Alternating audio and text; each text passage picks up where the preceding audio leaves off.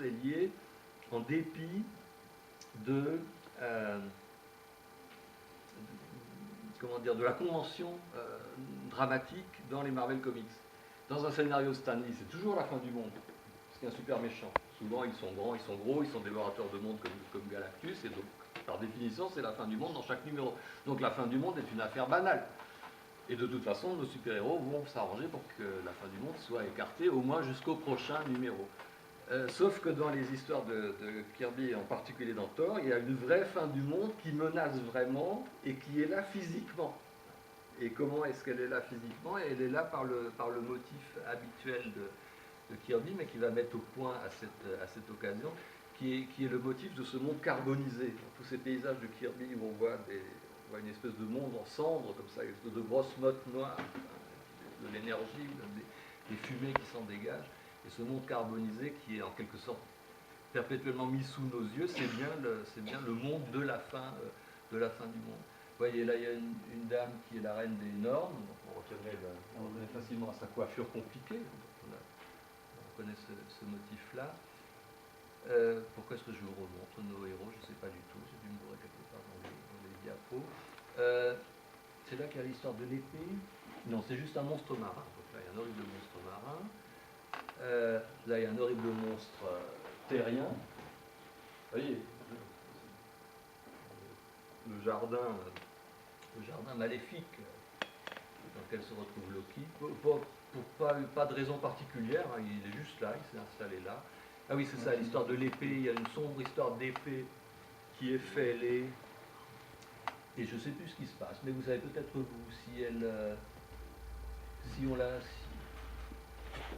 oui, c'est ça, si la fêlure qui est sur l'épée se propage et si l'épée casse, ça y est, c'est la fin du monde, vous voyez, donc c'est quelque chose qui menace en permanence l'univers mythique de Thor.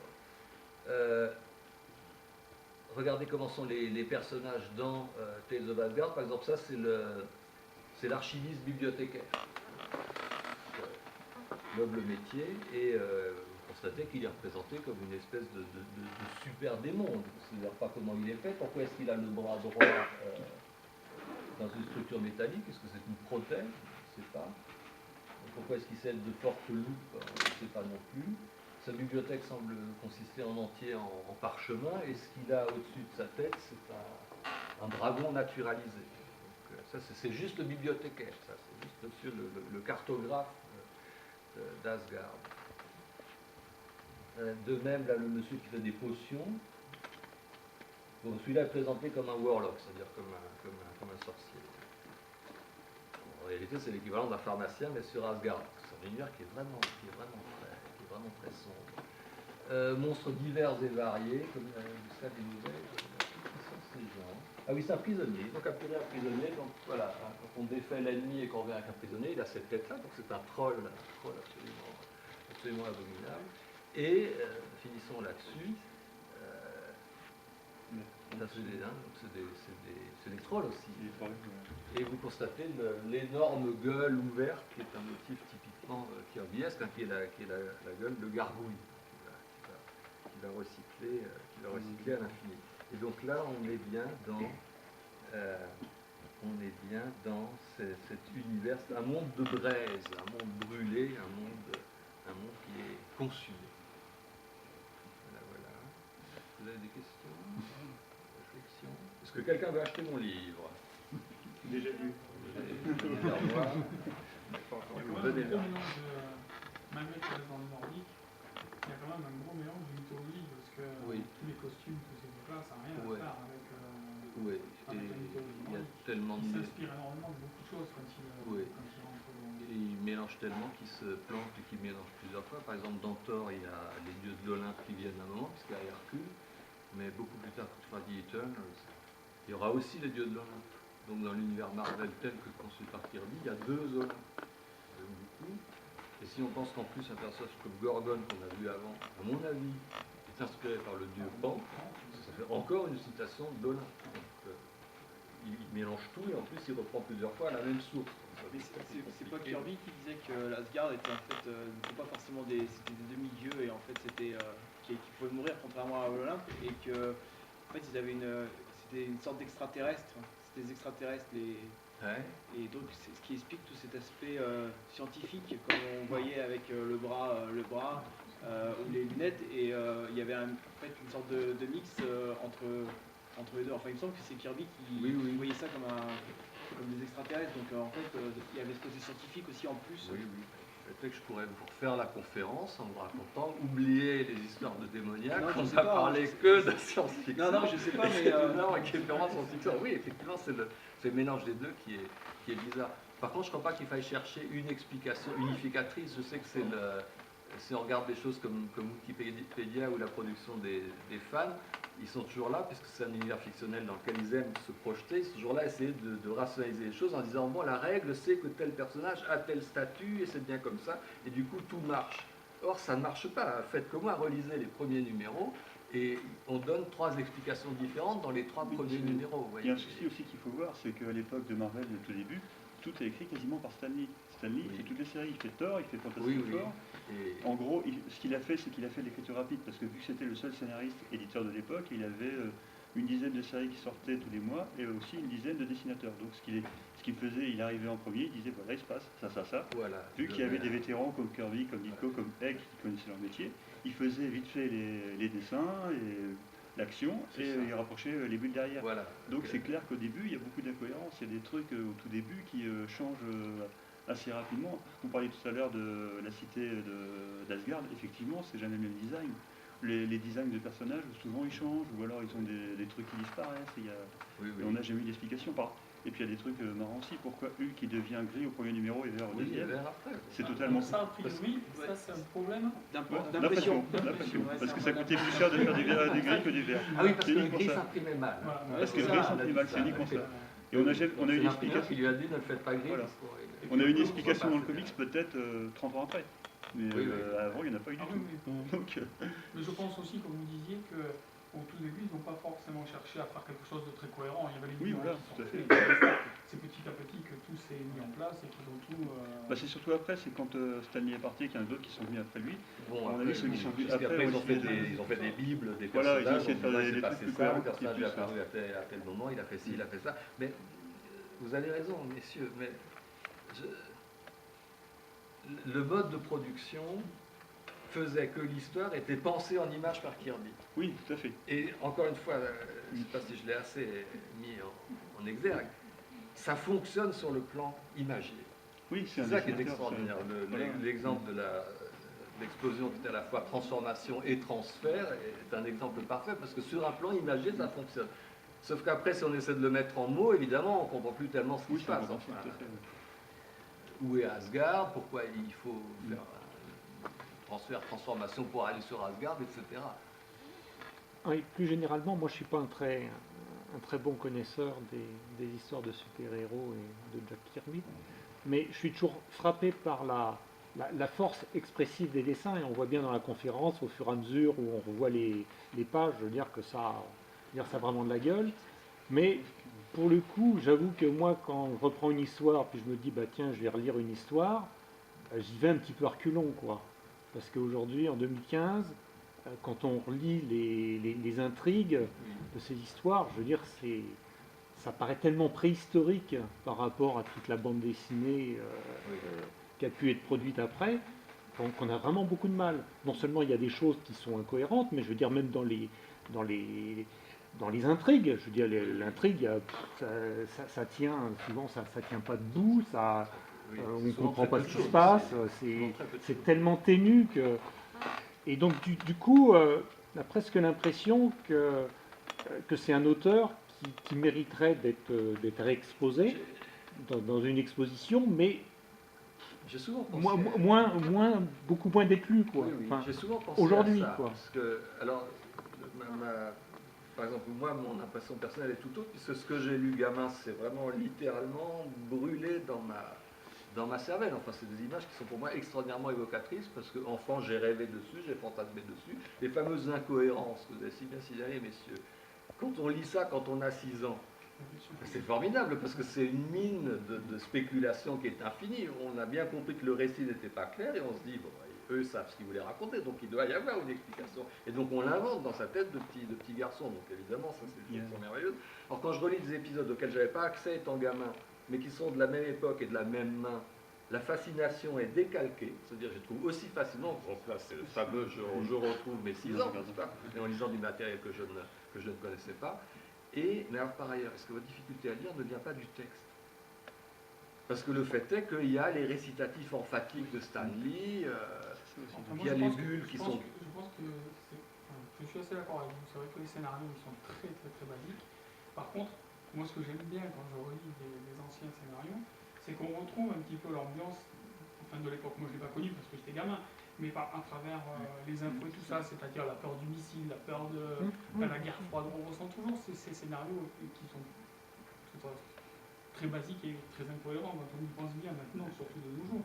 Mais on retrouve ça au tout début, les peurs de missiles, ce genre de choses. Je trouve que moi c'est ce que j'aime bien. On voit l'évolution un peu de la société à travers les comics. Je trouve qu'ils ont assez bien réussi à mettre toutes les tendances au fur et à mesure, 60, 70, etc. Oui, c'est le reflet de son temps. Oui, mais moi je suis d'accord avec vous. En tant que témoignage sociologique, historique, c'est effectivement tout à fait passionnant. Mais par rapport à, je sais pas, moi je veux dire, si on lit des bandes dessinées, pour en rester aux Américains, je veux dire, si on lit des bandes dessinées américaines qui sont faites aujourd'hui, qui viennent de chez Vertigo, je sais pas quoi, je veux dire, c'est tellement sophistiqué, etc., que je veux dire, ça... on a l'impression qu'il s'est passé 10 siècles, alors qu'en fait, il y a 30 ans ou 40 ans qui... Mon idée à moi, c'est que... Excusez-moi, juste pour compléter, je veux dire, quand on regarde une bande dessinée traditionnelle franco-belge, par exemple, je veux dire, il y a beaucoup moins d'écart sur le... Le franco-belge, il a démarré entre Tintin, dans ce cas, il faut comparer Tintin avec Black Sad. Voilà, ça, très bien. Parce que là, ce qu'il faut voir, c'est la grande époque du début des comics. Et puis, là, il y a on est production. dans les années 60.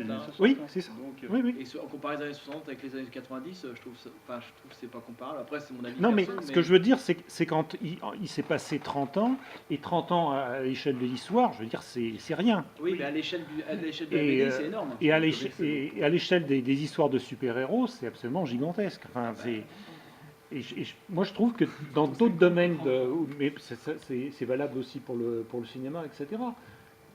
Je suis sûr que dans les années 60, s'ils lisent ça, dans les années 60, quand ils comparent avec les premiers Superman, ça va pas marrer de lire les premiers Superman dans les années 60. Il y a le même décalage. Ah, je suis pas d'accord. J'ai pas l'impression que le décalage ici... Vous avez lu les premiers Superman? Vous avez lu les premiers Superman? J'ai lu quelques épisodes. J'ai pas une très grande connaissance des super-héros. Par rapport à ça, mais j'ai lu quelques vieux épisodes de Superman des années, des années 40, pas beaucoup, je crois peut-être 2-3, etc. Et par rapport à l'épisode numéro 1 des Fantastic Four, j'ai pas l'impression qu'en 1960 c'est beaucoup plus sophistiqué qu'en 1940, quoi.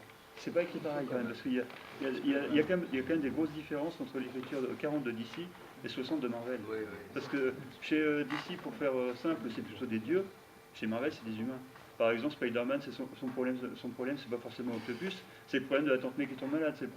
Spider-Man, pour moi, c'est un peu différent, parce que pour le coup, Spider-Man, il travaille un petit peu avec un côté soap opéra, quoi. Enfin, je veux dire, c'est vraiment le mélange du soap et vous avez ça là-dedans? Dans Thor également, avec dans Jane, Fantastic Four également.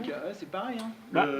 Le Submariner qu'on voyait tout à l'heure, il y a un triangle amoureux avec le Submariner et Richard et James Storm. Peut-être, vous avez peut-être raison. Je ne sais pas si on a raison, mais je pense que le décalage, c'est vraiment une question de modernité et puis d'évolution naturelle de la bande dessinée. Mais je suis sûr que oui, comparer Kirby à ce qui se fait aujourd'hui, c'est vraiment comparer Black Sad à Tintin. Pour moi, c'est la même chose. C'est pareil, oui. Je vais répondre à M. Blanchet. Je pense qu'on ne compare pas les dessins. On parlait bien de scénario. Parce que Oui, les dessins, je suis sûr mais c'est pareil pour... Même on regarde le dessin. Je vais répondre à M. Blanchet parce que moi, je suis d'accord avec lui. Je pense que après nos générations, nous, on a lu ça gamin, ça a été très important pour nous, etc.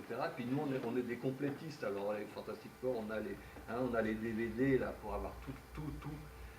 Mais ça, c'est pour nous. Mais les générations suivantes, soit ils vont totalement le perdre, soit ils vont le garder sous forme d'échantillon. Je pense que pour les mômes qui naissent maintenant, il faut leur faire des anthologies de Jack Kirby. Alors que ce que je vois à la bibliothèque du musée, c'est, tout Kamandi, tout ceci, tout cela.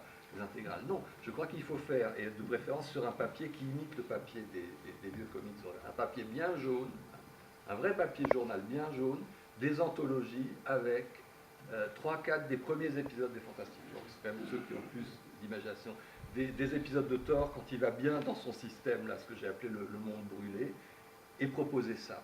Ce sera décousu forcément, puisqu'on n'aura pas le début et la suite, ça n'aura aucune importance. Les gens prendront ça au milieu, et là, ils jouiront effectivement de l'imagination graphique de Kirby, qui est la chose qui est importante, et de sa narration graphique.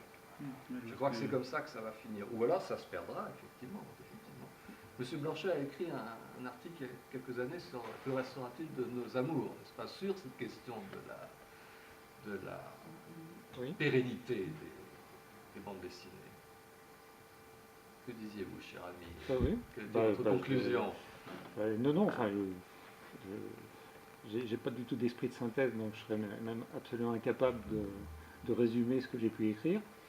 Mais non, je me posais justement la question de ce rapport à la mémoire de la bande dessinée et de dire effectivement que, je veux dire, on a tous chacun une expérience en fonction de notre génération, de l'époque où on est né, du pays où on est né, et comment est-ce que ça peut, quels sont les problèmes de transmission, comment est-ce que ça peut se transmettre, ou est-ce que du tout ça ne va pas se transmettre de toute façon, parce que je veux dire, les générations suivantes sont tellement différentes qu'on va avoir du mal à transmettre. J'arrive pas à bien formuler, d'ailleurs c'est pour ça que j'écris, parce que je ne sais pas parler. Voilà, c'était de se poser des questions autour de la mémoire. Comment est-ce que les choses, avec le temps, peuvent se transmettre ou pas se transmettre? En même temps, les super-héros sont devenus mythiques, mais dans le sens populaire du terme, puisqu'ils sont recyclés au cinéma ad infinitum. Donc, comment est-ce qu'un jeune spectateur, par exemple, des films, va s'approprier, va lire les récits des origines dans les comics des années 60? Est-ce qu'il va trouver ça complètement primitif, imbuvable, c'était bon pour son grand-père, mais lui ne lira jamais ça? Est-ce qu'il va lire ça au contraire comme une espèce de texte religieux en disant ah oui, c'est bien naïf dans la facture, mais justement c'est le début, etc. On ne sait pas en réalité. Ça dépendra des gens. Il y aura toujours la peur de l'imaginaire, je pense. Entre la BD et le cinéma. Puisqu'au cinéma, ils ont créé une furie noire, et du coup, dans la BD, il faut qu'il soit noir aussi. Mais justement, non, c'était noir dans la BD avant. Il était noir dans la BD avant que ça arrive au cinéma. C'est ça, en fait. Parce que le premier Nick Fury est quand même. Tout à fait, le premier Nick Fury est blanc. Parce qu'il y a un recyclage au niveau BD aussi. Ça, c'est tiré justement d'une nouvelle série qui s'appelle Ultimate. Et Ultimate, ils ont pris. Non, justement, en fait, le recyclage, il commence déjà au niveau des comics et au niveau du support papier. Il y a beaucoup de super-héros et de séries qui sont reprises, qui sont réinventés avec des personnages qui ne sont plus ceux d'origine, enfin en tout cas graphiquement, et même au niveau de l'histoire, il y a beaucoup de réinterprétations, de changements. Donc par rapport à ce fameux héritage, je ne sais même pas si ils auront forcément l'envie d'aller à la source, puisqu'il y a un changement, même si vous voulez, sur le fond de certaines séries, de certains personnages qui sont repris, et après on revoit repris et réadapté au cinéma, parce qu'on les remet dans un contexte plus d'actualité, plus contemporain. Donc voilà, par rapport à ça, oui. Il y a la part de l'imaginaire, la part de l'imaginaire entre le livre, la BD, ce qu'on visualise. Parce que l'enfant il visualise d'abord les images, ce qu'il entend, ce qu'il voit. Et forcément, aujourd'hui on est très numérique, alors tout ce qui se passe avec la technologie, effectivement, qu'est-ce qui restera? Déjà, c'est bon voir, écouter. Il y a toujours une part de l'imaginaire qui se développe en fonction des générations. Et